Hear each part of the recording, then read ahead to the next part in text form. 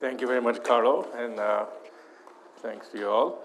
So first of all, I want to mention that everything I'm saying, you can download the slides and even notes that are shown up on the slides at this link. Okay. All right. So yesterday I talked about insulating spin liquids. It's a new state of matter that you could obtain on the square lattice, which has no broken symmetry at half filling. And that's now well-established fact that such states are possible, although in the late 80s and early 90s, it was not at all clear that this was the case. And I presented parton theory of such spin liquids. And on the triangle lattice, I used bosonic partons, and the triangle lattice, it led to the Z2 spin liquid, a state of matter now well understood. It has the same anion structure as the toric code, and since that's exactly solvable, you now have some assurance that such a state at least is locally stable. Okay, and so these were the E, the M, and the epsilon particles, and you also heard about them in Mike Hermele's talk yesterday. On the square lattice, the bosonic parton method doesn't give you the Z2 spin liquid, at least for the simplest nearest neighbor models. It gives you U1 spin liquid. So you have a U1 gauge theory, just like in electromagnetism, coupled to bosons, which are the spin-ons. And I just said a little bit about the fate of this theory. What we learned was that when the bosons condense, then you get the nail state. And when they don't condense, then you get a valence bond solid. All right, so today I'm going to begin by continuing the story of the square lattice, but using fermionic spin-ons. And this will also be, I think, the theme of several talks today on the triangular lattice. So I won't say anything more about the triangle lattice. And what happens in this case on the square lattice is you get an SU2 gauge theory. You get a non-abelian gauge theory. So that sounds a bit scary, but it turns out that is the right theory we need to look at. And evidence from this has come from a lot of numerical work in the last 5-10 years. So it's only become clear in the last 5-10 years which theory you need to look at. The theory itself was written down a long time ago, but many theories were written down. But now, we're in a position to say this is most likely the right theory. And one of the surprising things that will come out, this was first proposed in a paper by Chong Wang et al., that the U1 gauge theory that you get from the bosonic spin-ons is in fact dual to the SU2 gauge theories you get from the fermionic spin-ons. So that's a very useful fact, and it allows you to really make further analysis in a well-defined manner. Now, of course, also after the discovery of various mean field spin liquids, people started adding charge carriers, because we know that in the cuprates, when you do that, you get this amazing phenomenon of high temperature superconductivity. So what happens here? So that's what I'm going to talk about today mostly. If you start from the bosonic spin-on theory, you get a state I'll describe called the hole-on metal. It's not a Fermi liquid. It's a rather strange object. It's a metallic state. And initially, there was some hope that this would describe the pseudo-gap phase. I'll talk about that also, of the cuprates.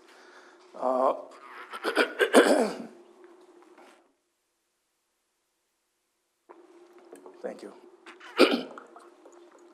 But it's become clear in recent experiments, which I hope to get to today, that in fact it doesn't. Okay, so then why don't we try the fermionic spin-on theory and dope it? Maybe that'll give a nice mean field. And in fact, this was also done in the very early days. And what was found when it was done properly, you got a D-wave superconductor. This was work of Kotliar and also Fuchen Zhang and others. This was well before D-wave superconductivity had been established in the cuprates.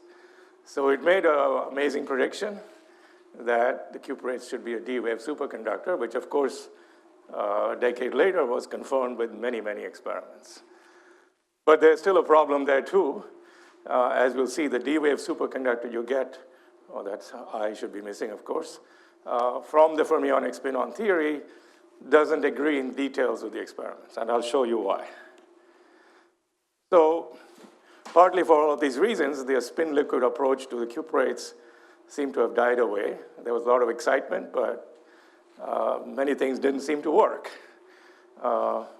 There were still the die-hard people working on it, but I myself certainly got a little bit disillusioned. But now I'm back, and I'll talk about a concept called the fractionalized Fermi liquid, hopefully if I time things right, and how there's some recent experiment that really resolve all of the issues that came up in the early days. All right, so let's start with the fermionic spin-on theory of the quantum spin liquid. The basic ideas and the methods are exactly the same as for bosons yesterday, which I went through in some detail, so I'll be a little quick here. But the idea is very simple. You take your spin operator, you write it in terms of your partons, fermionic partons, you get some complicated Hamiltonian with 4 Fermi interactions, and you just do all kinds of mean field and fluctuations on that parton Hamiltonian. And if you just turn the crank by well-established methods of condensed matter physics and field theory, you will get everything I'm going to say. Okay, so just to define it again, you write your spin operator in terms of fermions. And on every side, you have a constraint that there's only one fermion on each side, which has spin up or down, and these are the fermionic spin-ons. But now immediately there's a difference from the bosons. This particular parton representation has actually a very large gauge symmetry. For boson, there was only a U1 gauge symmetry. You could rotate the phase of a fermion by an arbitrary factor, and that would cancel the phase of this one, and that was it. But here, there's a bigger symmetry, which is an SU2 gauge symmetry. So the mathematics is a bit more complicated, but it's not that confusing. So best way to do is to write your fermion operator as a 2x2 matrix in this manner. That's called curly F on every side. And then think about various operations in terms of this curly F.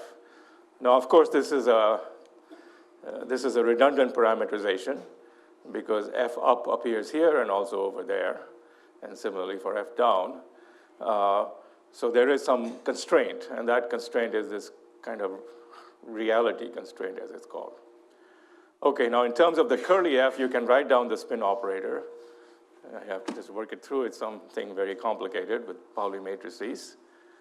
But now you notice something very interesting, that if you multiply the F on the left by any SU2 matrix, then you'll get a V over here, and you'll get a V dagger over there.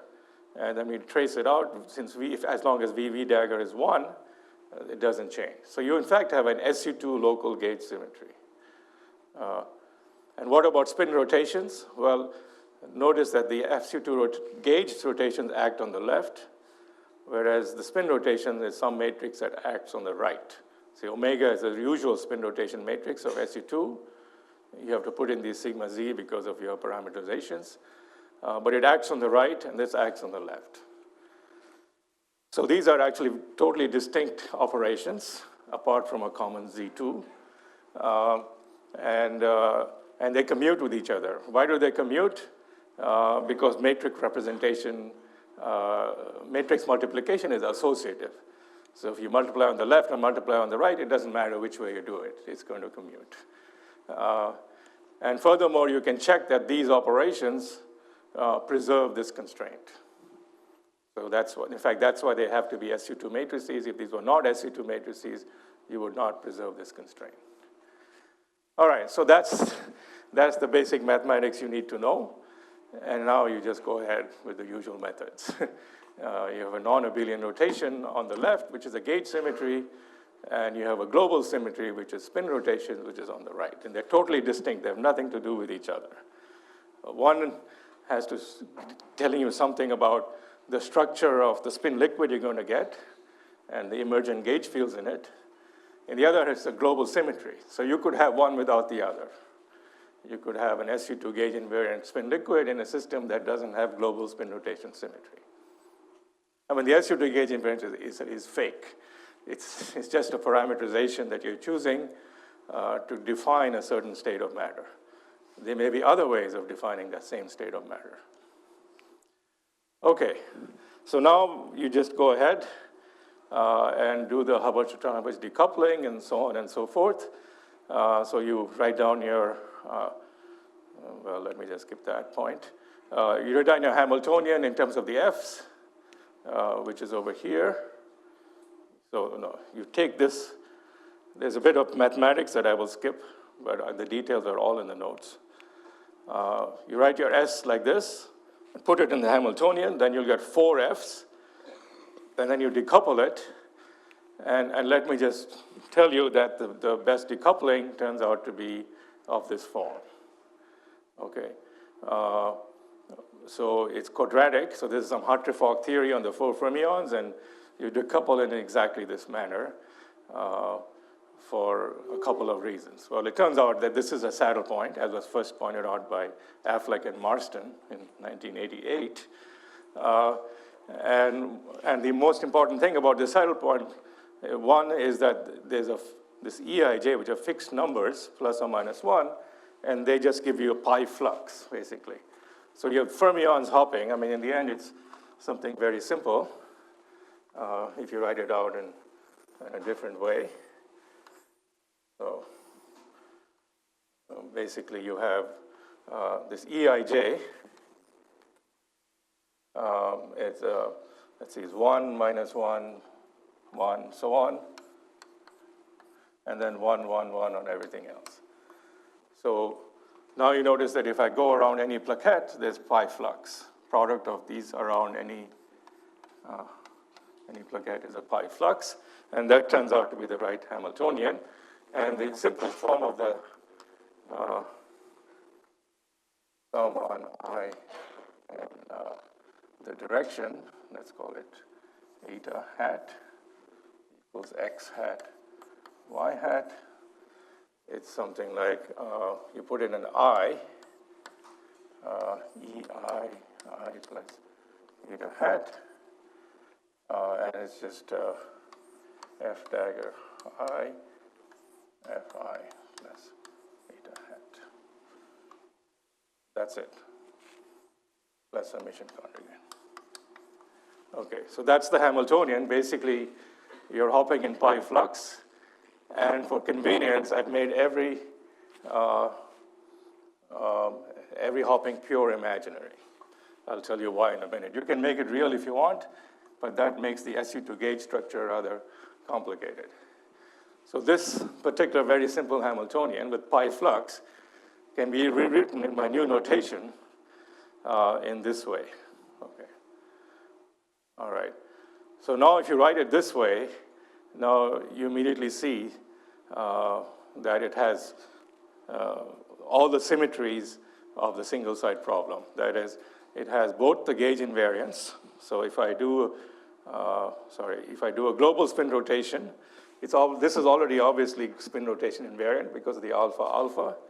But if you write it this way, which only works if it's pure imaginary, then you also see that it's gauge rotation invariant. So you can do this transformation V on the left, and if it's the same on every site, then this will be invariant. But it's not the same on every site since it's a gauge transformation. So the way you fix that is by introducing a gauge field. So, you introduce a gauge field. Where is it? And amazingly, I haven't written it out. Yeah, that's a bit later. Okay. You introduce a gauge field, Uij, which is on the links. And now the whole thing is a completely gauge invariant theory with this gauge field Uij transforms, that should be like this under the gauge transformations. Okay. All right, so that's the theory. Was written down in basically this form already in the late 80s. Yes? So I have a question. I mean, if you write with I, it is not obvious that the time reversal is preserved. It's not obvious, so you have to work it out. We'll come to that in a while. But it's clear from this form it's preserved. You can just do a gauge transformation and get rid of the I, because the flux is always pi. The flux is never anything other than pi, so time reversal is really not violated. Okay, these are technical details. Probably you don't need to know it, but just get the base. So what do you need to know? Well, first of all, you could just do the mean field theory, which was done by Affleck and Marston already. Here's the EIJ in full colors. And one important aspect of it, which will be crucial for things we talk about, is that if we translate in this particular parameterization, the x direction and then the y direction, and the other way, you pick up a minus sign, and that's the flux. Tx ty is minus dy tx. Okay, so you can diagonalize it, and this is the dispersion, and here it is. So this is just like graphene. Graphene is a hexagonal lattice, and it has two direct points. Here, again, this is a square lattice, but with pi flux, and the pi flux doubles the unit cell, again, because you can see this is not completely translation invariant. So again, this also has two direct points, this and this one, say, and the other two are equivalent by the double unit cell, and of spin-1/2 fermions. So it's just like graphene, with just one difference. The fermions are neutral. Graphene would have spin-1/2 fermions, would have charge E, two direct points. Here it's spin-1/2 fermions of charge 0. So because they're charge 0, they're partons, they must couple to a gauge field. And graphene, the only gauge field is pure electromagnetism, which is very weakly coupled. So you can just treat it as a Coulomb interaction. Here, this is a SU2 gauge field, and it's strongly coupled. Okay. So what is the low energy theory? Well, this has been studied a lot. You can now take this dispersion of the spin-ons and go right near those points and take the continuum limit. Okay, and what you get, so I will skip the steps again, all the steps are here with all the matrices and everything. So when the dust settles, you get this theory here. Okay, this is written some peculiar way to make all the symmetries exact, apparent. So it's basically, again, there's some continuum Dirac field. This chi describes, it describes, let's see, 4 Dirac fermions. Why 4? Well, because there are 2 Dirac points coming from the sublattice, and then there's spin. So there's 4 Dirac fermions, which are described by this chi, just like in graphene. But it's coupled in the continuum in the usual way to a SU2 gauge field. The L has 3 values, and those are the 3 components of the SU2 gauge field. So this theory, if you look at it, the way you would count this, so you have Dirac fermions chi, and I said there are 4 Dirac fermions. The way particle physicists would say is that it has 2 colors, meaning those are the SU2 gauge indices. So it's a fundamental of SU2. So SU2 is the gauge field, and this is the color, because there's two indices that spin up and down for SU2, and it has 2 flavors. And then there's an SU2 gauge field, of course. And this whole thing lives in 2 + 1 dimensions. So since I'm in Trieste, and the standard model was built here, partly, I want to now mention the following amusing fact. If you take an SU3 gauge field, and then you have chi, which will then be your quarks, which of course have 3 colors because they're fundamental of SU3, and 3 flavors, which are the right quarks, which is the up, down, and strange, in 3 + 1 dimensions, It's exactly the same theory. So massless quarks in 3+1 dimension SU3 gauge field, you just change all the 2's to 3's, and you get the theory of the strong interactions. Okay, that's a very curious thing. Of course, there are other chiral symmetries and so on that are quite different in 2+1 and 3+1, but this is a very amusing fact, that the low energy theory of the fermionic spin-ons can be written in a form that's identical to the theory of strong interactions of the light quarks. Yeah. So the problem of stability of SU2 spin liquids on bipartite lattices is the same fate as the stability of an SU3 gauge field in one higher dimension? So this is, no, it's more complicated. So what do we know here? Here know that this theory we know is ultimately unstable. So at very high energies, you have asymptotically free quarks. And at low energies, the quarks confined to give you protons. So in fact, and the protons break certain symmetry called chiral symmetry, which this thing has. It's, again, something special to 3+1.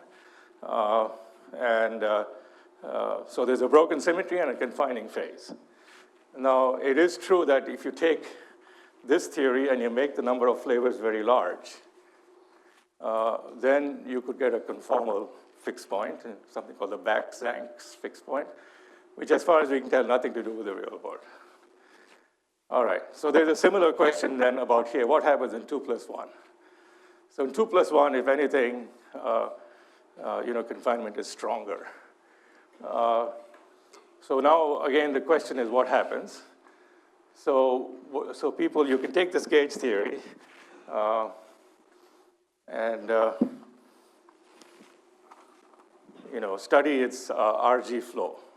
So you have some gauge coupling constant. So you have some theory, and in some very simple way, you have some gauge coupling constant of the Yang-Mills gauge field. So what we know in 3+1 is that it's asymptotically free, meaning that in the infrared, it flows to strong coupling. It just runs off to infinity, and that tells you that you're confining. Okay, now here you can again do that same analysis, and you find again that in fact the flow is even stronger. So you find that dGdL at short distances is something like 3 minus d times g. And then there was some g squared and so on, at least with some coefficient. And what people computed, what won the Nobel Prize for Gross, Wolitzer, and Wilczek was the coefficient of the g squared term. And that showed that this coefficient was positive, meaning that it flowed to strong coupling. Okay. So, however, the whole business is a bit more complicated in 2+1 dimension. This becomes relevant. So, because d is 2 now, this is spatial dimensions. So, in 2+1 dimension, which is the case we're interested in, you're going to see, it seems like you're flowing up to strong coupling. But again, you can do a large flavor analysis. So let's call this NF flavors. And what's found in the large flavor analysis is something interesting. Of course, this initial flow is correct, but this thing has a negative sign for large NF.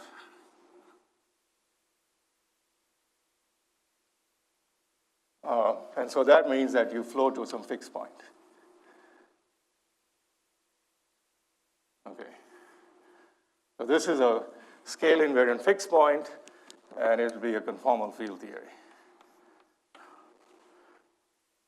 So that's for large NF, that's also established, both in 3+1 and 2+1, that works. Okay.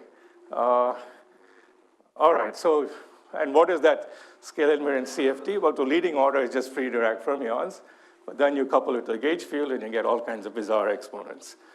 All right, so this is where things stood for a long time. And the case we're interested in is 2 flavors. All right, so that's been studied not directly by a bunch of methods. I'll have some references in a few minutes. And the conclusion is that for NF equals 2, the conclusion is that it is kind of confining, but very, very weakly. So let's just say it's a nearly CFT. That's the basic conclusion for NF equals 2, which is the relevant case. So I'll show some of the references and so on from where this conclusion comes from. Okay. All right, so what you can analyze, and that was done by various people over the years, is suppose it's not a CFT. Suppose it flows off to infinity. What is the confining phase? So in QCD, people figured out this thing has some SUNF cross SUNF chiral symmetry, and that symmetry was broken down to diagonal SUNF. That was chiral symmetry breaking, and that gave you masses to the quarks. And that's how we understand, apart from the additional contribution from the Higgs field, the masses of the proton. It comes from chiral symmetry breaking. That happens at large G. So similarly, you can ask here, suppose this theory confines, will it break a symmetry? Well, the answer is we know from other theorems that it must here in condensed matter, because if it didn't break a symmetry, and it's also confining, then you'd have a trivial state, a non-topological state, at half filling on the square lattice. And as we discussed yesterday, that's impossible. You have to have a spin liquid at fractional excitations, or you have to break some symmetry. And what we found was the symmetry that you break, at least from the Hubbard model, was the nail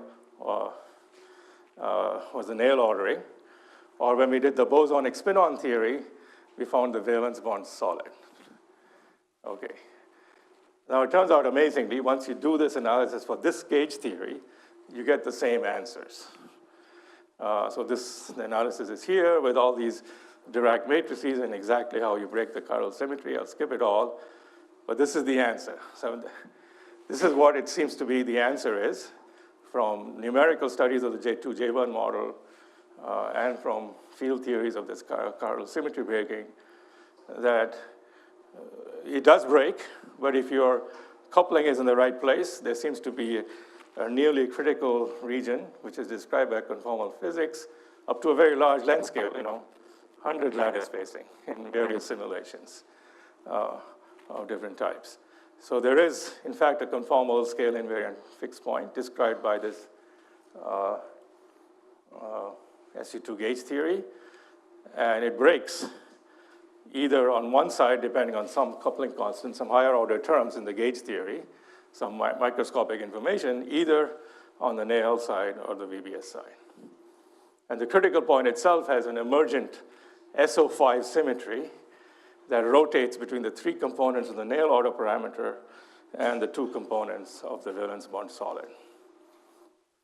Okay, so, and amazingly, exactly the same phase diagram came up in our analysis way back in the early 90s using bosonic spin-ons with the U1 gauge theory. So the conclusion is that and this is what's in this picture here, that the bosonic spin-on CPU-U1 gauge theory is dual, is the same theory near this conformal fixed point of the SU2 gauge theory with two fundamental massless Dirac fermions. Okay. All right, so there's a third representation using spins only. This is to answer Benoit's question. This is the analog of writing down the theory. This is a theory of quarks. This is a theory of bosons, spin-ons. And this is a theory of the mesons. And as long as but then you have to add a topological term. It's impossible to work with except numerically, but it's believed to be the same theory. Okay. And here are some of the references. Yeah, so these are a lot of numerical work, including by Yassir way back when. And actually one very important contribution recently has been this Zhu et al. Work on the fuzzy sphere, which has really showed convincing evidence of the existence of the conformal symmetry. The Yin-Chen Hayes group. Okay, so that's quite an amazing story, and it has taken over 20 years to resolve it. I think it's starting to get resolved. There's still some subtle questions of exactly how the symmetry is broken and which models have which broken symmetry and so on that many people are thinking about. But amazingly, this is the story of just the world's simplest model you can imagine of qubits interacting on the square lattice. Gives you all this incredible structure. Yes? Okay, yeah, there's time for questions. So just to understand a little bit the mean field, there is a state that is slightly modified that has, I think, some kind of modulation of the flux, like pi, The staggered flux phase. Yeah.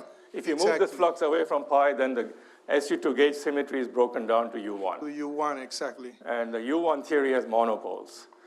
And that's been analyzed, and there is a monopole that's totally irrelevant. So the staggered flux phase, I don't believe, is the right starting point for any non-perturbative analysis.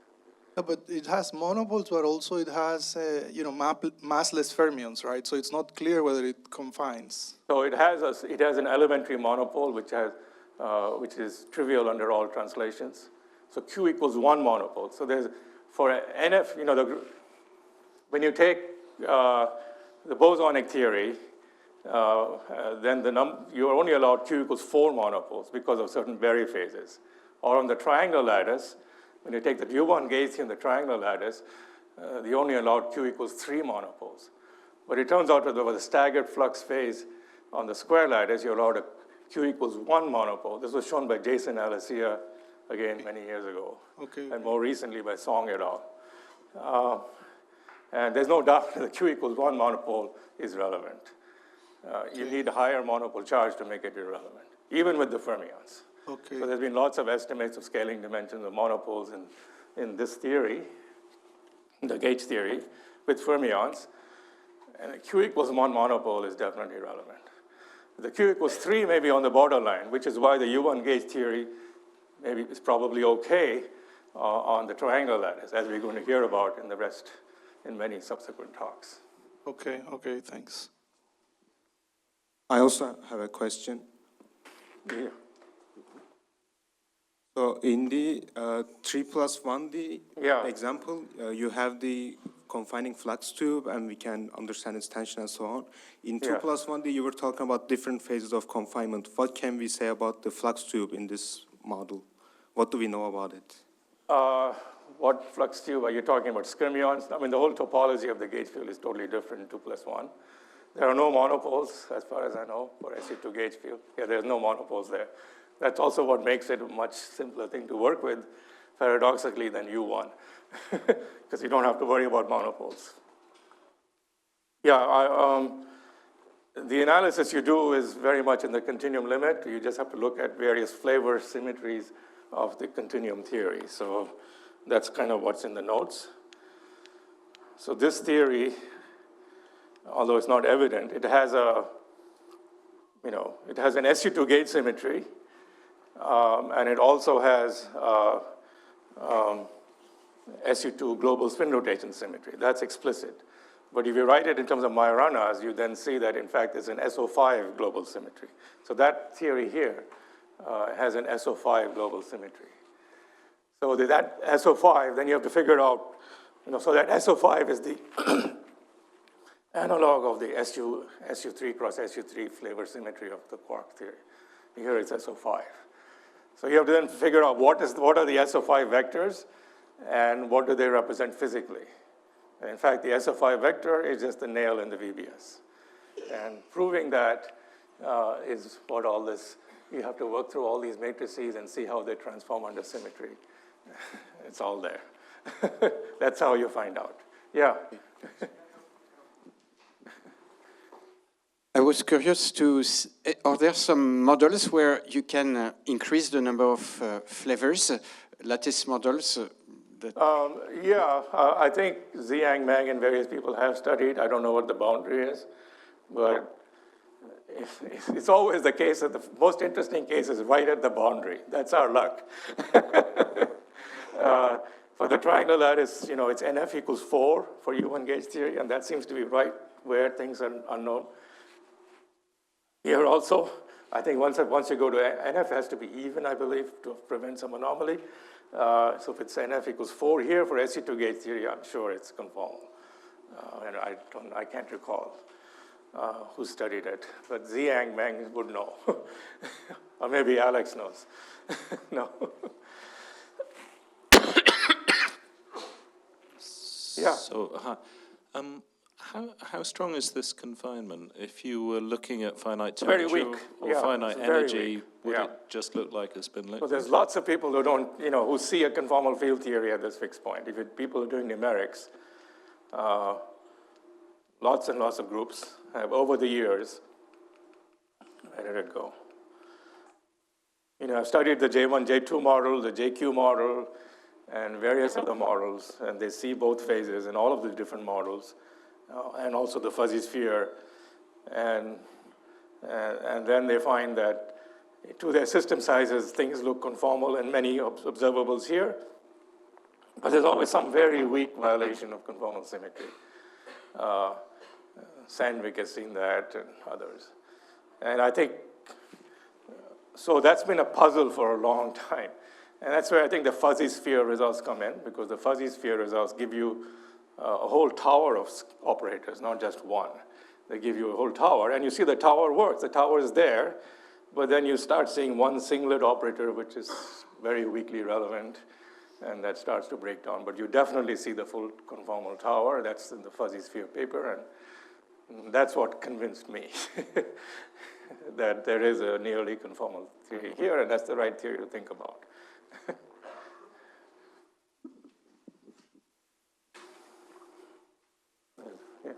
There was, I think, some recent evidence that this fixed point could be tray critical. Say that again? That this SO5 fixed point could be tray critical. Or Yeah, so there's a lot. Then it becomes a true conformal theory at a bicritical point. Yeah, so there's a lot of discussion of that these days. We also have some proposal along those lines. There's some additional, a third phase, which is a Z2 spin liquid, and near that point, yeah. So those are, I would say at this point, detailed questions, which hopefully will be solved in our lifetimes, my lifetime. Maybe by machine learning, I'm hoping.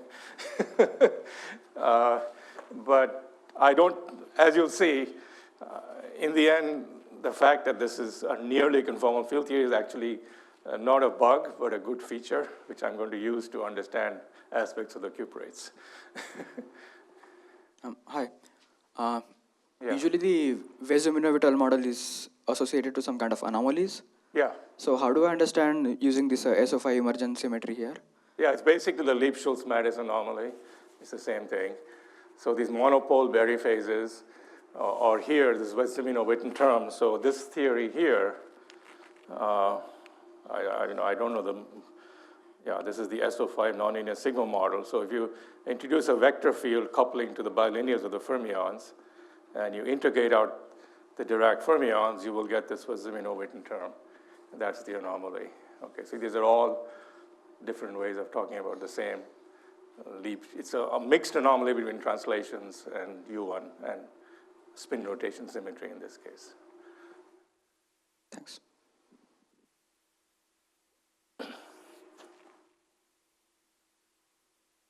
Yeah, so you definitely need that anomaly.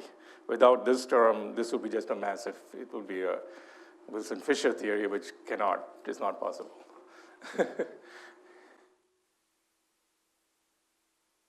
Okay, so that's been a lot of fancy field theory, and but for the rest of you who are not field theory experts, really you don't really need to know any of this. All you need to know is what I showed here, how you go from to this lattice gauge theory, what this means, and how I get this by just some factorization of the original Heisenberg antiferromagnet. All right, so now let's move away from half filling, finally. Okay, I have about an hour to talk about what happens when you dope these spin liquids. All right, so any further questions on half filling? Okay. All right, so we already talked about away from half filling at the beginning of last lecture, where I did the spin density wave theory. And there we doped the antiferromagnet, and we got 4 pockets. We'll only consider hole doping now, and each pocket had area P over 4. So let me just recall that. So if you take an ordinary metal at density holes of density 1 plus P, relative to the fill band, which is what you must do in conventional physics, then you get holes in this region, and the area of this region has to be 1 plus P over 2, the 2 coming from spin. And 1 plus P is the total density of holes.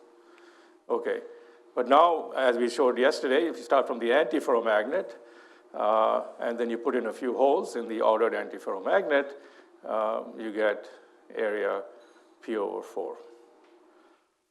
All right, so now what we're going to do is start from a spin liquid. So let's take the first spin liquid we talked about yesterday.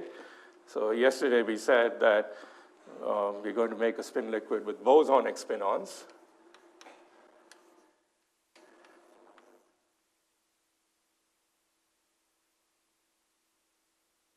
So now we want to put in the electron operator because we're creating charged excitations.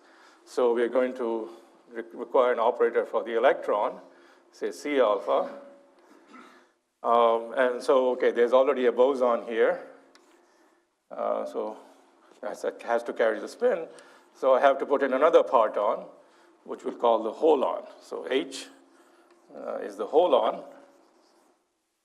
So what are its properties? So first of all, right away, it has to be a fermion, because C is fermionic. It has to have spin 0. There's no index on it. And it has to have charge plus E because there's a dagger here and no dagger there. Okay. And you can also put in a constraint. Now the constraint becomes something like H dagger H plus B dagger alpha B alpha equals 1. So with this constraint, there's 3 possible states. There's the spin up state, which is the boson up acting on some vacuum of the partons. There's the spin down state, which is again, as before, boson down acting on the vacuum of the partons. And then there's the empty state. I'm going to write it as a 0. Well, let me shade it. So this is just the empty states, the physical state. Let's just see, this is the vacuum of the partons. And this is H dagger acting on the vacuum of the partons. So there's either a boson or a holon, but nothing more, and that is exactly this constraint. All right? So you get, in this simple theory, fermionic holons which carry spin 0. So what are they? Well, I can even draw a picture. These are the holons, which are now moving around as fermions in a background of resonating valence bonds. All right, so I can now give you a further theory, but I'm going to skip it. You could take this ansatz and put it into the TJ model now for the dope system and do all kinds of factorizations and get some gauge theories. In this case, be U1 gauge theories, where you'll have some gas of holons, and you can even determine their dispersion. So what we learn is that you get a gas of holons in this metal, and they also have 4 pockets. Okay, but now a very important difference from the antiferromagnet, that the antiferromagnet had a double unit cell. And remember how we got this P over 4. It has 2 valleys and 2 spin. Here the spins and the sublattice index are the same, and so these do carry spin. But now you get the holon metal, and it has 4 valleys. It's spinless. So now again, coincidentally, this is quite important for what I'm going to say next, the area is P over 4. Okay. So you get a metallic state, which also has the same area pockets, because there are 4 valleys and they're spinless, or spinless particles. All right, so this again was a model of the pseudo gap. So in the cuprates, you have this famous phase diagram, which I'll show later. But might as well put it over here. So in the cuprates, you have a doping P. This is P equals 0, which is the antiferromagnet. And here you have the antiferromagnet. And somewhere here you have the high Tc. This is the D-wave superconductor. And over here you have the famous pseudo gap, well away from the antiferromagnet.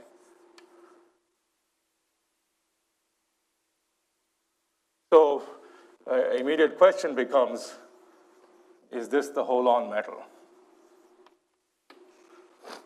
There were certainly many proposals very early on that that's what it is. Some gas of holons. Some people said it was bosons, and that very clearly does not work. Today we know from various experiments, some of which I'll show you, but it could be a gas of fermions, okay?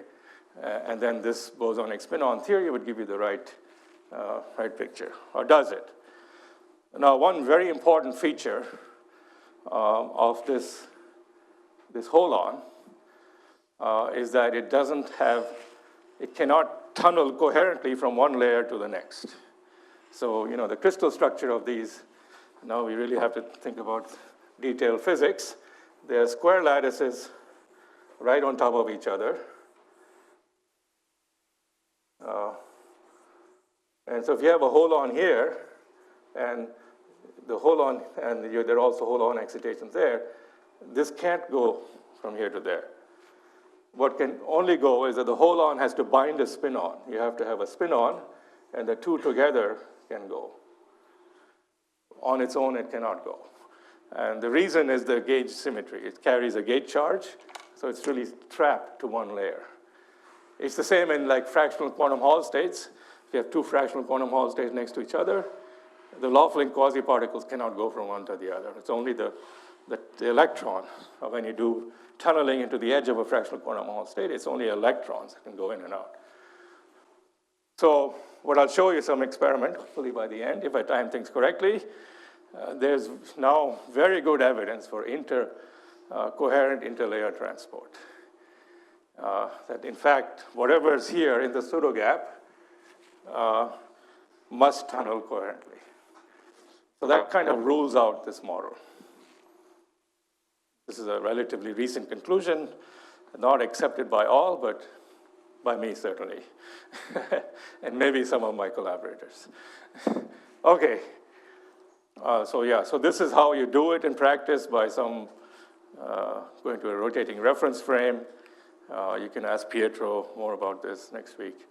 Anyway, but I'll skip that, because in the end it doesn't work. All right, so now so that doesn't work. But remember, we had another description of our spin liquid with fermionic spin-ons.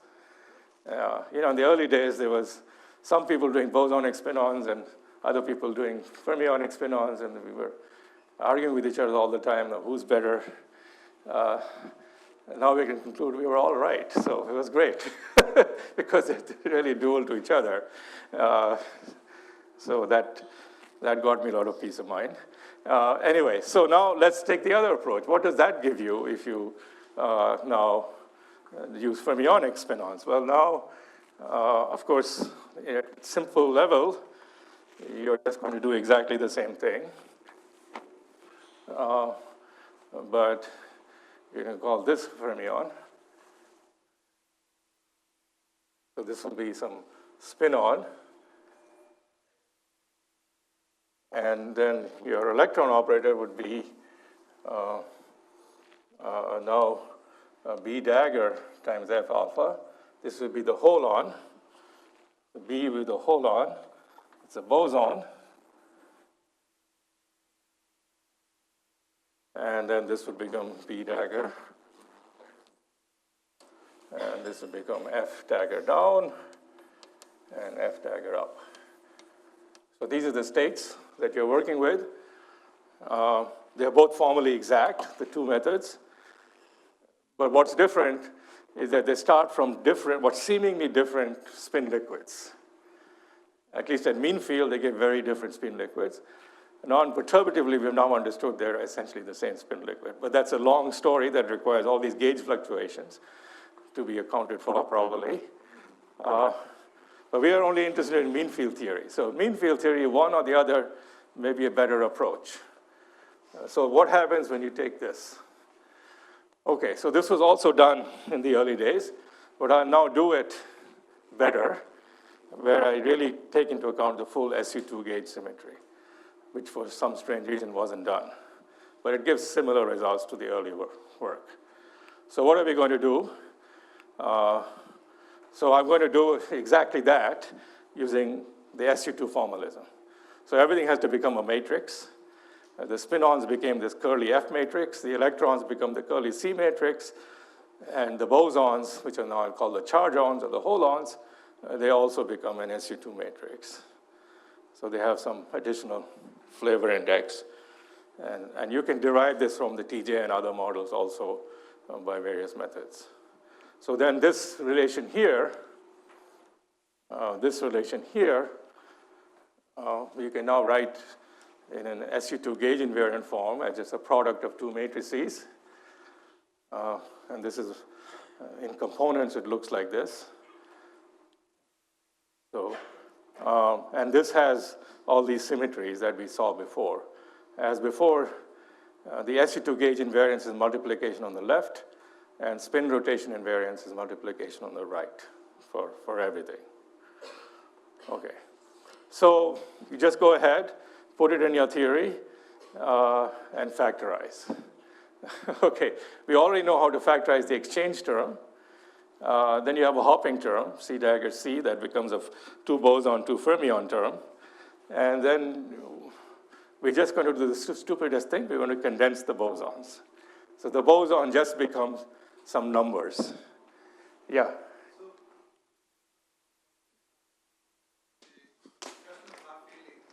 Yeah.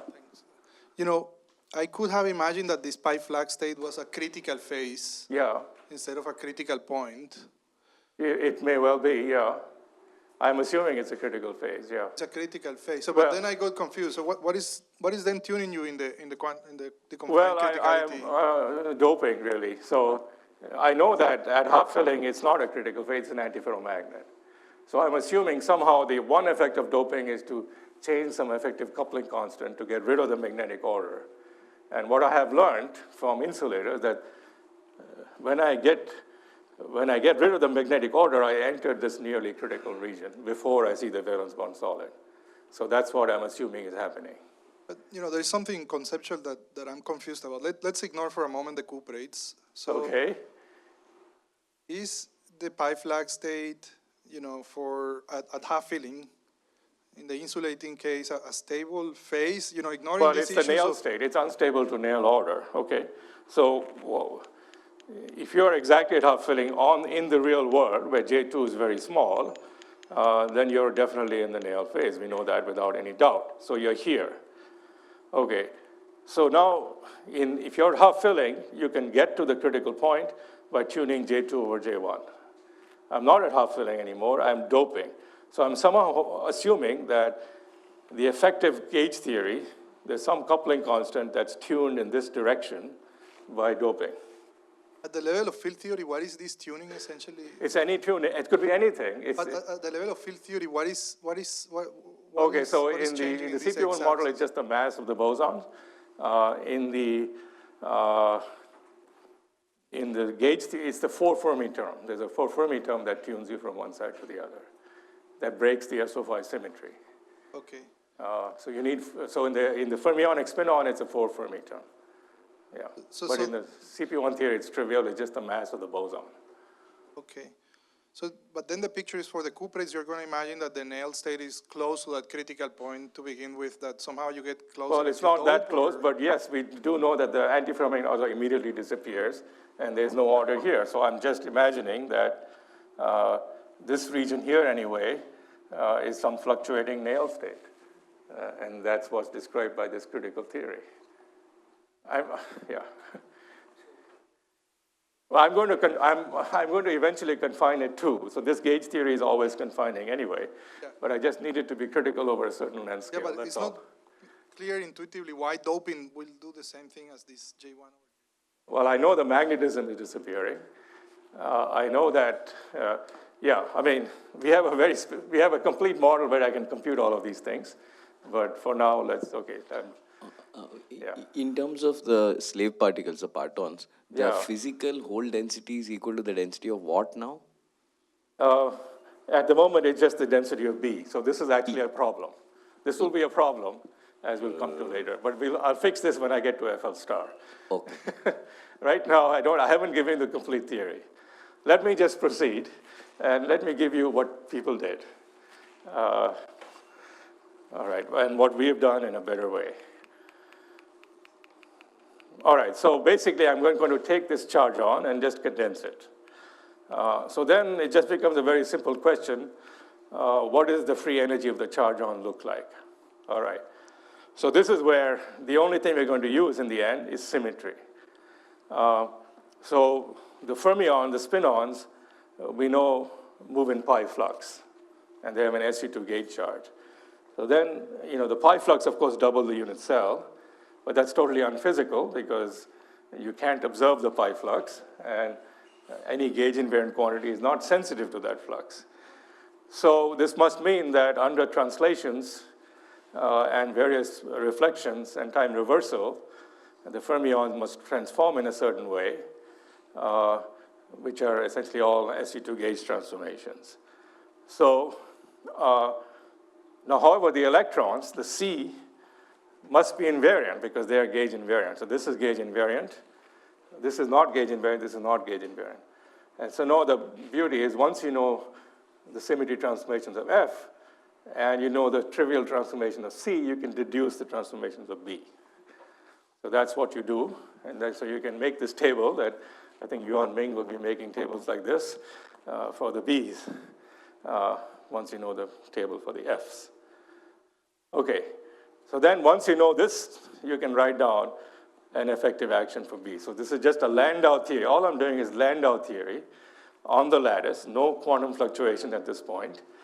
And I just write down quadratic and quartic terms for B. One important difference is that I also have to put in the SU2 gauge field.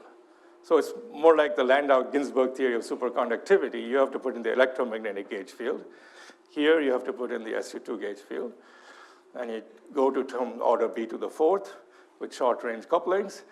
And this, you can say now, I think of B as a Higgs field. And previously, I had confinement at half filling of the theory into the antiferromagnet. But now, when this Higgs field condenses, it's going to Higgs out the gauge field.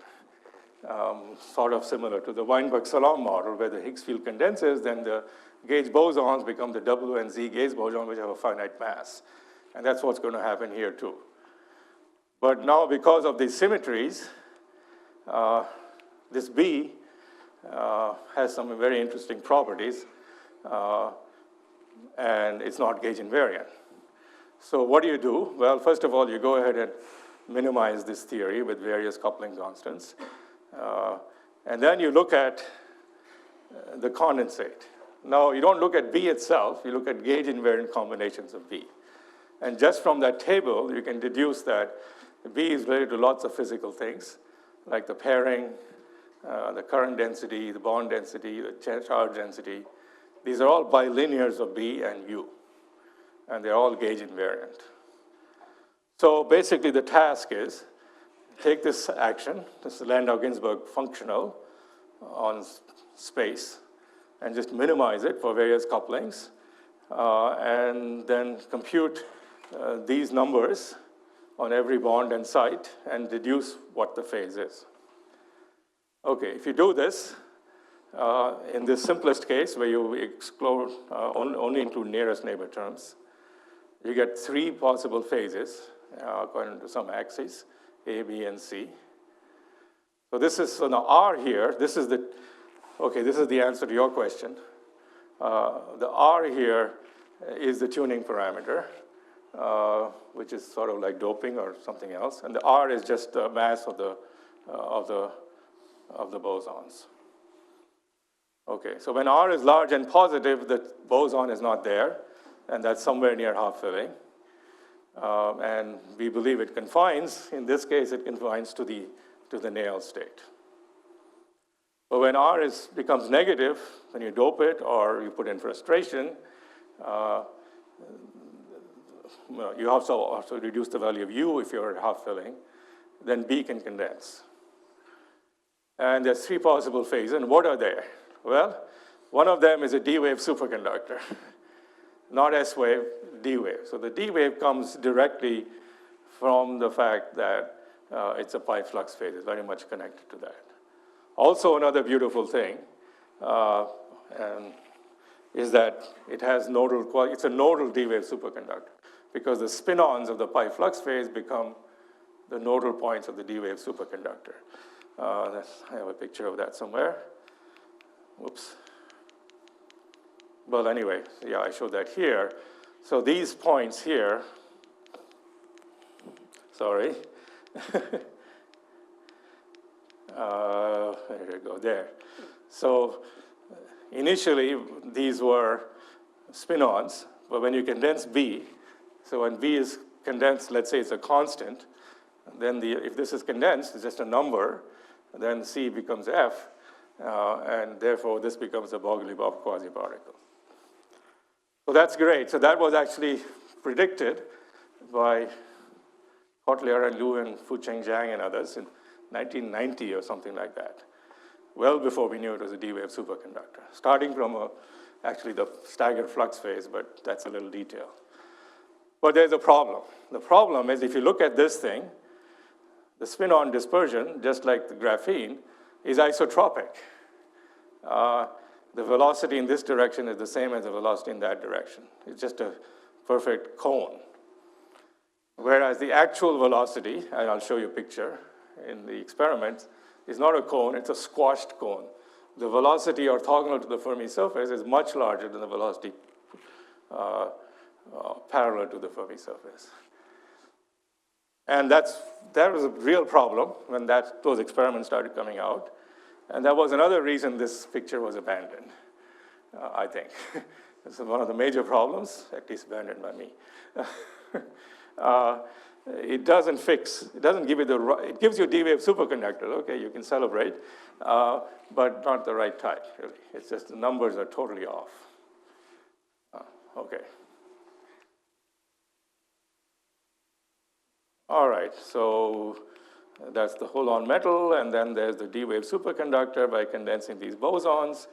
Yeah, there's also some other phases. One of them is a stripe of period 2. And this is something we found in our recent work, when you do the SU2 properly. And by adding further neighbor couplings, you can make it period 4. So this is also very nice because you also see stripes in various materials. Somewhere here on 1,8 doping, you have stripes. Okay. So it seemed like this SU2 approach at least had all the ingredients to confine in a different way. Once you allow charge fluctuations, it could confine into a D-wave superconductor, it could confine into stripes, but not very satisfactory. All right. So now I have half an hour left. I am going to give you a proposal to resolve all these problems. Okay. So the idea is you don't start from the hole. There's a problem with the hole-on metal, as we've already seen. You want to start with a state of matter we call the fractionalized Fermi liquid. And I'll argue why this is a much more natural state of matter to consider.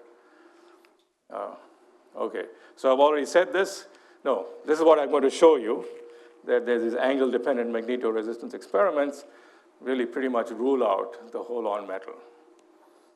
Some kind of metallic state with spin-liquid correlations, but spinless fermions. And then I've already said this again, that the two velocities are the same, and that's totally incompatible with numerous experiments. Okay, so now I'm going to fix this problem. All right, so here the key thing is really, again, going back to what I started my lectures with yesterday, the Luttinger constraint. So What Luttinger established way back in 1960 was that if you, the most general way to state it is that the area enclosed by the Fermi surface of an interacting electron system is the same as for free fermions at the same density and the same symmetry. So I've highlighted same symmetry because it's very important. If you break some symmetry like charge density wave, spin density wave, or whatever, you have to break it for the free fermions too, and then you will get that Luttinger theorem just applies. Okay.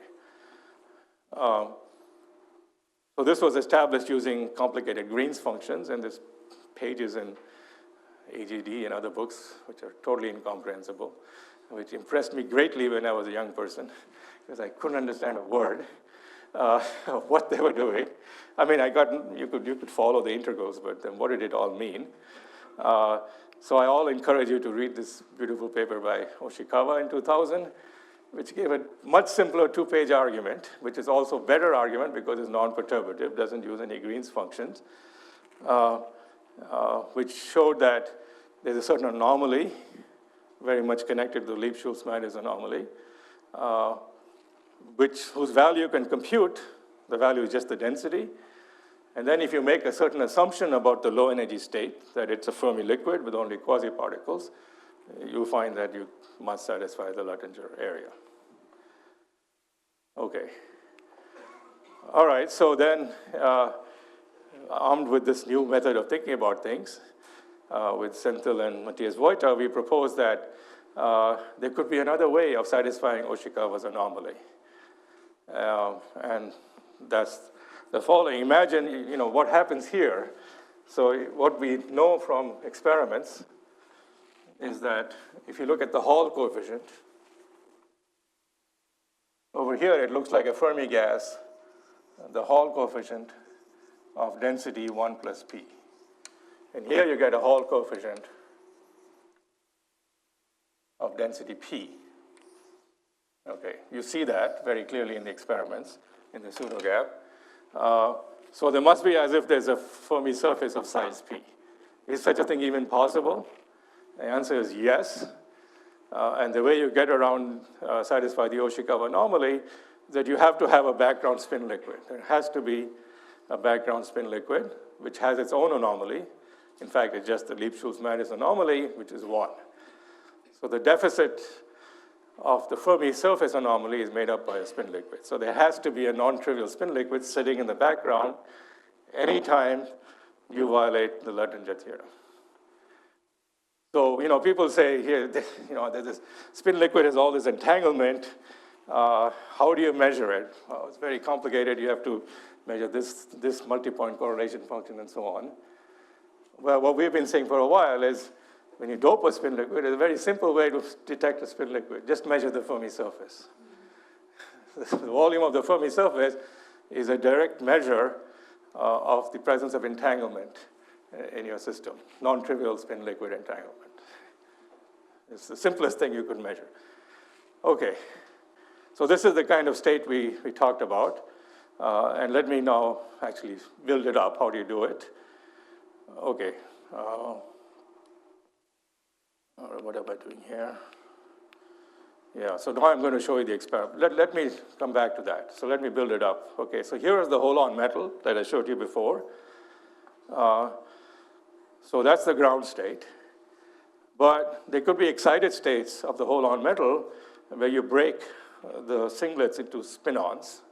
That will cost you energy J per spin-on. And these spin-ons could move around.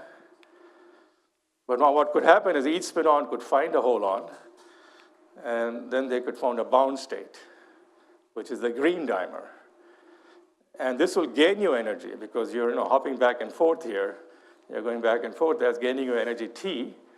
So you gain more energy than you lost because T is always bigger than J. And so you'll always do this in the ground state. So in fact, the ground state of a doped spin liquid doesn't have hole-ons. It has electrons. The green objects are just electrons because they have charge E and spin a half. And these can move around in the background of a spin liquid. And this is the simplest construction of a FL star state. It's a spin liquid doped with electrons, which are the bound states of the spin-on and the hold-on. And what's the size of a pocket? Well, now there are 4 pockets, because you inherited them from the hold-ons, but they're spin a half. The number of holes is still p, so there are 4 pockets of spin a half hold-ons, electrons. So the area is p over 8. Okay, they are half the size. And what's nice about this is that these green objects, they're just precisely the hold-on spin-on bound, they can tunnel. They can go from one layer to the next, no problem. And they form a Fermi surface, and the existence of the Fermi surface says there has to be a spin liquid. Now, it could be any spin liquid. I'm going to assume it's the pi flux spin liquid, but the argument works for any spin liquid. Now, when you go from, so now this state, I will say is FL star. So let's, and I'll give you experimental evidence for it. And if I cool it, I'm going to go to a D-wave superconductor. Now, if I want to go into the D-wave superconductor of the right type, and I'll show you how that works, I do need to use the pi flux spin liquid, or something closely connected to it. All right, so now let me finally, that's at least a cartoon picture of what is FL star, spin liquid doped with electron. Now let me show you the exciting recent experiment published just a couple of months ago. All right, so this is the Yamaji effect. And I had never heard of the Yamaji effect. I heard about this experiment a few months back. Actually, Brad Ramshaw told me about it. And I looked at it and said, oh, okay, something more complicated. But anyway, it's beautiful. So let me try to convince you of that. So first of all, they're measuring in this compound. So this is a compound which, if you go to very low temperatures and high fields, does show quantum oscillations. But those are in the presence of charge density wave order, and that makes interpreting the Fermi surface a big mess. But now they're sitting here at that red point. P equals 0.1, and temperature around 100 Kelvin. And people have been trying for ages to see quantum oscillations there, which has been impossible. So the Yamaji effect is like a poor man's version of quantum oscillations. It works in a regime, even at higher temperatures. That's the beauty of it. Okay, so that effect, as I'll explain, has to do with motion between planes. You have to look at the c-axis transport. And that's where the mercury compound becomes very nice, because the structure of mercury in the c-axis is very simple. It's copper on top of copper on top of copper. So the dispersion in this direction is just a cosine band, nothing else. And it's fairly unique in that direction, because YbCO has a bilayer, and lanthanum has copper. The next copper is actually in the middle of this square. This is like AB stacking, and this is, in graphene, you call this rhombohedral stacking. I don't know what you call it. Okay. Mercury does that. Okay. So in mercury is where this effect has been seen so far. Okay, what is the effect? So this is what they do. So let's imagine there are pockets. Maybe many people say, no, there are no pockets. It's nonsense. And there's still, majority of people today would say there are no pockets. And the reason is because of photo emission, you don't see them. All right, but then they have no way, as far as I know, of explaining the experiment I'm just going to describe. So this is, all the figures are from their paper. They said, imagine there are 4 pockets of unknown area. And then they move in the third direction. And so these pockets will be warped. There's a cosine warping along the z-axis. Okay. Then you apply a magnetic field at a strange angle, at an angle theta and an angle phi in plane. You look at all angles. That's what they need to be able to do. And you measure the resistance in this direction. You measure the resistance in this direction as you change the angle of the magnetic field. That's what you're doing. So this is called angle-dependent magnetoresistance. It's a well-established technique for detecting Fermi surfaces and so on. for years. Okay, so what is the Yamaji effect? Well, it's not quite a quantum interference effect, but it does know about the Fermi surface. So imagine the field is at some strange angle. Then semi-classically, the electron will go in a plane perpendicular to the field along the Fermi surface. That's what Boltzmann equation would tell you. And if you integrate the Boltzmann equation, you find that the area enclosed by this Fermi surface plays a very important role. Now, it turns out at the Yamaji angle, the area is independent of Kz to first order in the warping. That's what Yamaji pointed out in 1989, that the area, at certain angles, the area is independent of your z-axis, which means along the z-axis, actually you have a flat band. When you apply a magnetic field, it's just like Landau levels. There's nothing happening in the z direction. And so you would expect the resistance to have a peak. So this has been observed in various organic quasi-2D materials, and very beautifully gives you, they give you Yamaji angle, and from the Yamaji angle, and knowing nothing but the value of c, the spacing in the c-axis, this spacing, this length, that's all you need to know, but you know to 5 decimal places, and the Yamaji angle, and you can read off the area of a pocket. Okay, so this is what they did, and here's their data as a function of angle for different values of phi, here and here. And this is the theory from the Boltzmann, assuming some they assumed a pocket. I mean, they are really independent in the calculation of different pockets. But from these peaks, and they can model the whole shape. They said that the area is approximately 1.3% of the Brillouin zone. Okay, so I saw that number and I said, okay, what is it for? What is this 1.3%? Very strange. Well, so then presenting this in the opposite order.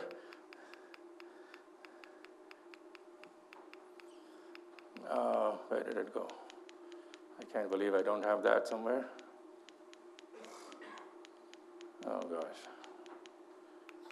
Sorry.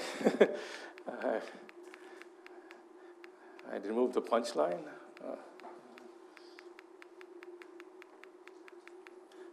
Oh gosh, I don't have that. All right, well, I'll have to do that on the board. And I will fix my slides after my talk. Okay, and I removed certain slides. Okay. All right, so 1.3%. Okay, so I do have these possibilities. So we have talked about 3 different states now at different levels of approximation. Yeah, the states are here. So there's the antiferromagnet, where the area is P over 4.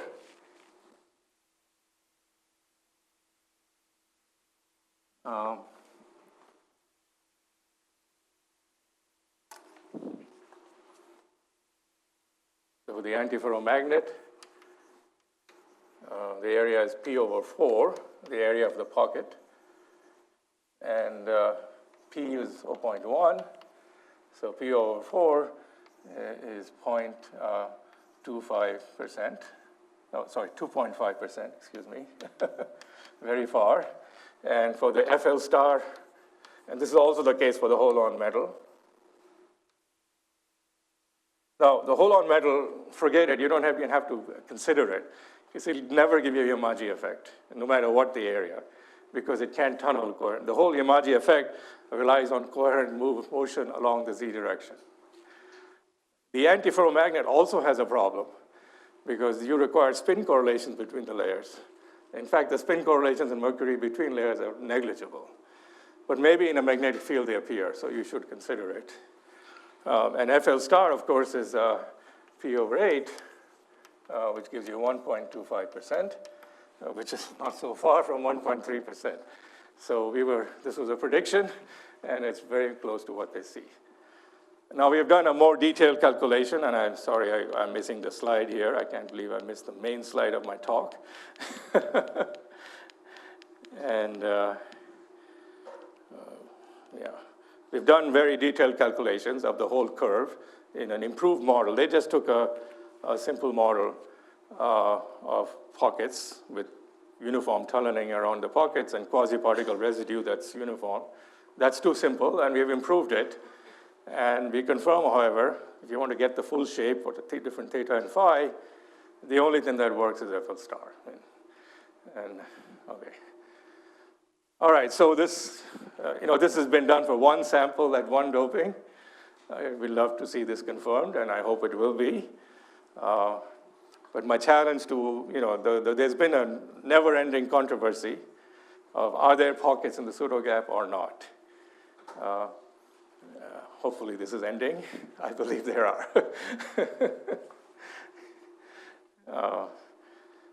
And in fact, there have to be pockets of electrons, otherwise you run into trouble.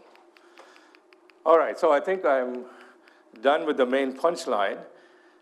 Finally, what I just want to say a little bit about is how do I use the parton method to get FL star? I mean, I showed you, we did the parton method. Many people did.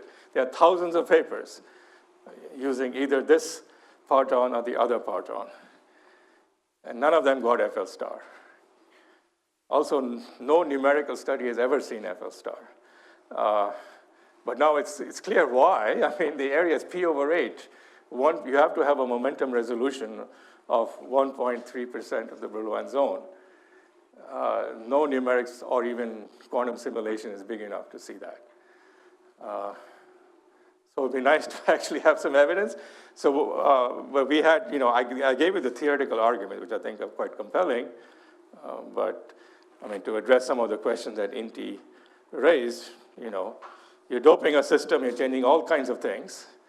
Why are you getting a spin liquid? Well, we were led to think it's a spin liquid by the experiments, that there seems to be a violation of the Luttinger theorem, and that must mean there's a spin liquid. And which spin liquid? Well, it's this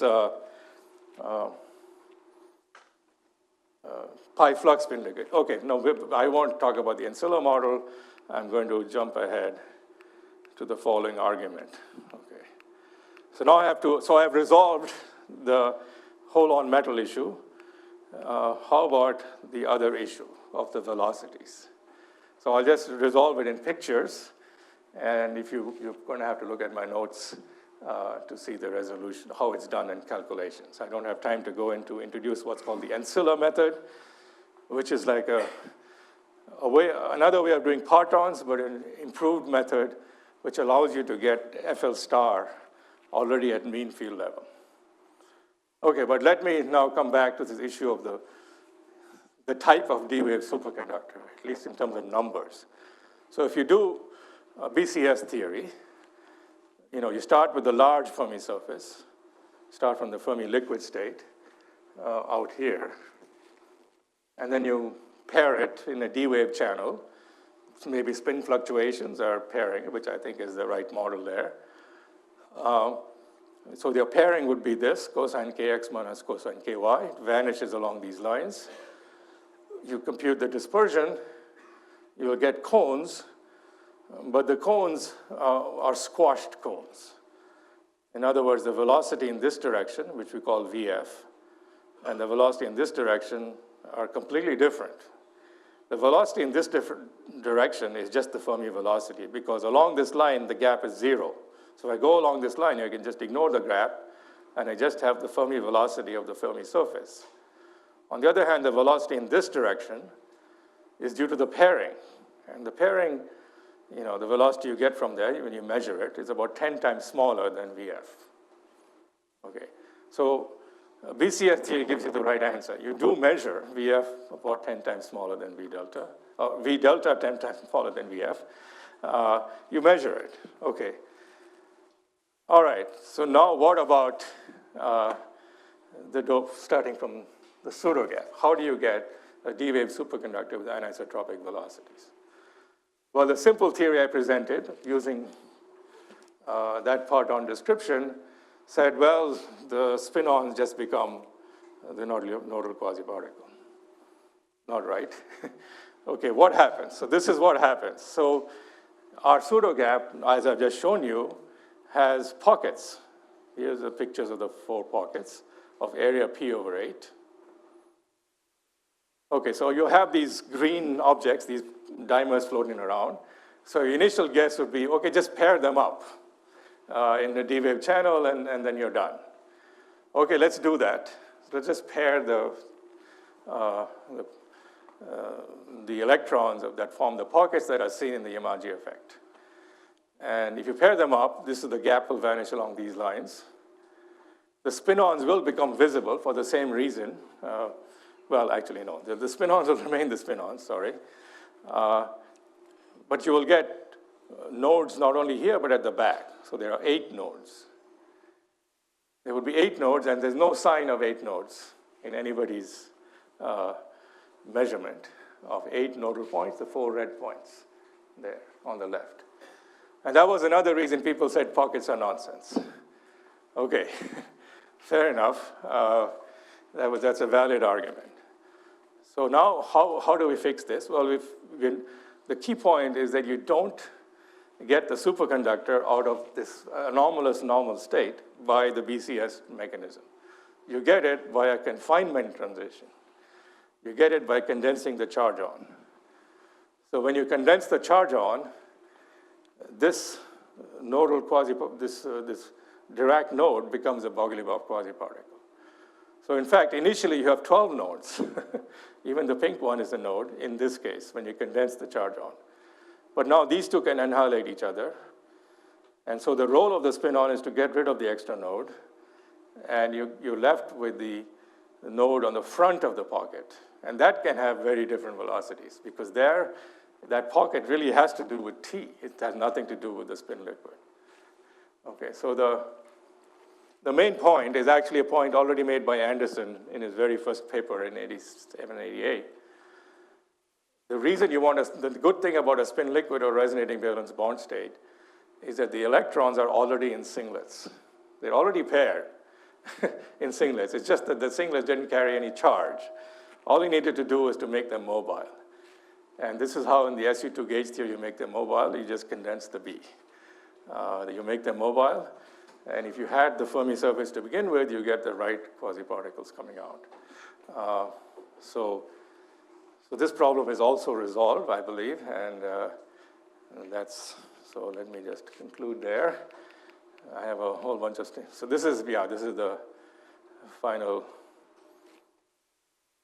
our view of the phase diagram. The pseudo gap is some kind of, is this FL star state. And then there's a Fermi liquid here. This has a conventional BCS transition. This has a confinement transition, similar to the confinement of the Higgs field in the weak interactions. And they give you the same state. They give you a D-wave superconductor with anisotropic velocities. There's nothing exotic about the superconductor, but there is something very exotic about the normal state here, which would be exotic down to 0 temperature. It would be wonderful to see this down to 0 temperature.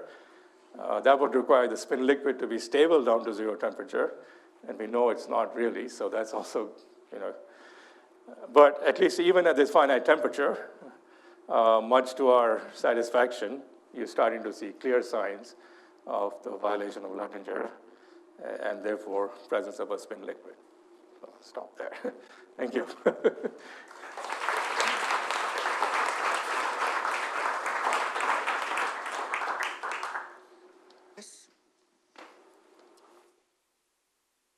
What is the relation between the theory which introduced the spin-on and the more traditional version which introduced the Kurzweiler projection? Yeah, so in fact, if you take a spin-on Fermi surface, so in fact, the Kurzweiler projection is essentially this theory, where for the spin-ons, so you have a spin-on, so the F alpha form a spin-on Fermi surface.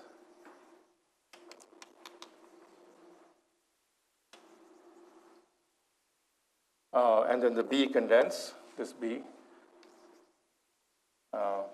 That's basically the Kurzweiler. So this is the vanilla theory of Anderson et al., where you do the Kurzweiler projection on the large Fermi surface. If you put in gauge fluctuations on this, you'll get the same state. So the problem with this, because this was early on, this theory gives you a large Fermi surface even here. It doesn't give you pockets, it gives you the large Fermi surface. It'll have some spectral weight modulation and so on, which has been studied, but in the end, if you were doing magnetotransport, you would still see a Hall coefficient of size p, 1 plus p. So it just simply doesn't work. The ancilla theory is what replaces, or the FL star theory replaces precisely this Gutzwiller projected wave function. And in fact, we even have a proposal that Yasir has worked on for a wave function, the analog of that wave function. I don't know if I've written it down somewhere. No, it's not in these notes, but it's in other notes somewhere. Sorry, okay, yeah. So maybe I also have a question related to this question. I mean, you introduced the two Bs, B1 and B2. That's for the SU2 gauge. See, for U1 you don't need, sure. It's related to pi flux. Say, suppose that you Gutzwiller project the pi flux state with... Well, then you get the D-wave superconductor. Density. Okay, if you, density. Right, then you will get the D-wave superconductor, depending on the orientation of B1 and B2. But you choose the right orientation, you get the D-wave superconductor, but you'll have the problem with the velocities. The velocities will be the same in the two directions. That's what was done by Cotelier and Liu, effectively. A lot of people worked on that wave function. It doesn't solve the problem of the velocities. Inti? So what is controlling the effective Fermi energy of these pockets, and what's the scale in the material? Well, you're talking about the, so this is where I have to go into let's see, sorry. Let me go to this picture here.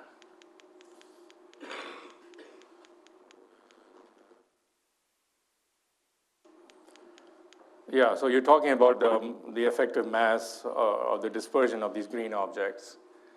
So that's hard to compute, but it's expected to be about a J. I mean, for similar reasons, for holes in an antiferromagnet, the effective mass is about a J. In our calculation, we have this ancilla picture. That's how we compute it. And in the ancilla picture, you map everything onto a Kondo model of the top two layers of the ancilla, and it's determined by this phi. So phi is the scale of the pseudo gap. So if you look at the antinodal region, if you look at this region, this is our theory, and this is, this is not the data here anyway. There's a gap here of about 30 MeV. So once you know that phi, and we fit the values of T1 and T2, we can fit the whole photo emission that way. So it's smaller than the, so there are these parameters. There's the hopping in the second band, and then there's the pseudo gap, but they're all about a J or some factor smaller than J. Yeah. The question is maybe how is that compared to the Fermi energy of these pockets, to see if they are still Fermi surfaces are relatively sharp or not? All right, so 30 MeV or 20 MeV is still 200, 300 Kelvin. Yeah, they're still, they're still below TF, but yes, right. There are thermal fluctuations important. For the photo emission, we definitely do need to include the thermal fluctuation to understand the photo emission. But their most important thermal fluctuations actually turn out to be the coupling of these quasi-particles to the spin-ons via the boson. That's the most important one. And that gets rid of the backside in photo emission. I think Pietro may say something about this next week. Pietro Bonetti will be talking about this. Yeah. This ancilla picture that you flashed, in all the other stuff, you write the electron operator as a product of some partons. Yeah. How do I convert that picture into something like that? We haven't tried to, but if you insisted on doing it, I think you could. You'd have to write the electron in terms of 3 fermions. 3 fermions. Yeah. Okay. Which is exactly what you do with the fractional quantum Hall states. Right. That's effectively what the ancilla approach is. But it does it in a much more physical manner. You don't really want to do it that way. You don't want to do it in the traditional part. But if you insisted, I could probably cook up some very complicated gauge theory involving three 3 partons. Okay, thank you. Maybe I have a question too. Very good, excellent. So I guess the FS star theory, the way you write it down here, is like at 0 temperature, and you have the Fermi pockets, but then do you have an understanding of what happens if you ramp up temperature? Does the Fermi pocket melt into a blob? And would that be in a temperature where you actually have the pseudo gap, or would, I don't know, a melting into a blob be way higher in temperature? I mean, the Fermi pockets, even at 0 temperature, give you a gap. A pseudo gap meaning the gap in the spectrum over here. They give you a gap in the spectrum over here. So, I mean, it's not so different from what you get from DMFT, but DMFT doesn't have enough resolution really at this point to see the size of the pocket and what it is. So you have to go to experiments for that. Yeah, so we do need thermal fluctuations to understand the photo emission data to get the arc, and I haven't talked about it, but what we have some model calculations where we see the arc in photo emission, but if you look at quantum oscillation effects, there's still some weak quantum oscillations present. So it's kind of a delicate balance, and it seems to be in mercury compound at least, where I'm not aware of clear photo emission, unfortunately. There definitely is this kind of pocket, evidence for pocket, yeah. What happens at even higher temperature, I don't know, it's a mess. I mean, the other picture has been that it's, I don't know, fluctuating pair density wave, fluctuating spin density, superconductivity, fluctuating charge density wave. We also have that, but all those fluctuating autoparameters are composites of our B, as I showed you. Starting from this charge on, we can get any kind of autoparameter you want, so that there are thermal fluctuations of B above TC, okay, good to see all this again. Yeah, okay. Yeah, so you have all these orders. So this is also a democratic treatment of all these fluctuating orders. But we describe the fluctuating order with a fractionalized description, and we find that's essential to be able to describe the magnetotransport. I don't know how any of the other fluctuating theories could do that. I mean, maybe they will do it, but I don't see how. You have to really fractionalize the autoparameter to be able to properly account for the violation of Luttinger's theorem. How else are you going to do it? If you take a fluctuating spin density wave state, suppose I take a spin density wave state which has area P over 4, and I thermally fluctuate it. What will happen is that the pocket will become very fuzzy, but the area will remain P over 4. It will not shrink to P over 8. Shrinking from P over 4 to P over 8 is an entirely quantum effect. You have to do it by thinking about the ground state. And for us, the relevant ground state is not one that you see. The relevant ground state is FL star, which is not really the ground state in the real world, but it is the relevant ground state for understanding this regime. Other people say, no, I'm only going to take what I see. Well, fine, but then it doesn't give you the right physics of what happens above TC, I believe.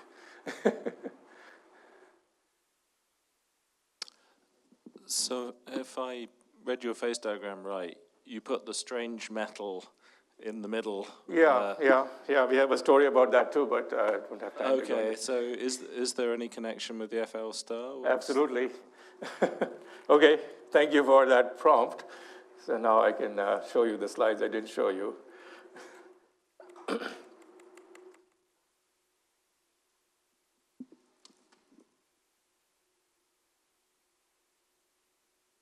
Yeah, so our view on the phase of the cuprates is that underlying everything are 2 different metals. One is the FL star metal, and the other is the other ordinary metal. The ordinary metal is a Fermi liquid. Now, we already know the Fermi liquid, in fact, as known from Cohn and Luttinger, is always unstable to superconductivity. It's not really truly ground state of anything. So similarly, FL star also has its instabilities. They're a bit stronger, but we are perfectly happy to use Fermi liquid as a nice quantum ground state. So let's do the same for FL star. So then if you do that, then you get a quantum critical point, with possibly some quantum critical region associated with the FL star to FL transition. That's the underlying transition, I believe, of the strange metal. And then you let the thing go unstable. So this transition, we have, in the presence of disorder, we have discussed at length using the SYK model, but I don't have time to go into that. But then all phases go unstable, but they go to unstable to the same state, say the D-wave superconductor, but in different ways. On the right side, you have a BCS transition, and on the left side, you have a confinement transition of the SU2 gauge theory. I believe this is how you understand the whole phase diagram.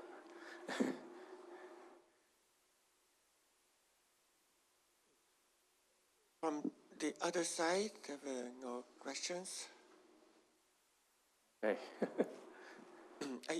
I think we conclude now. Thank you very much for this very nice lecture. And I think Yassi has 2 announcements, and we will reconvene here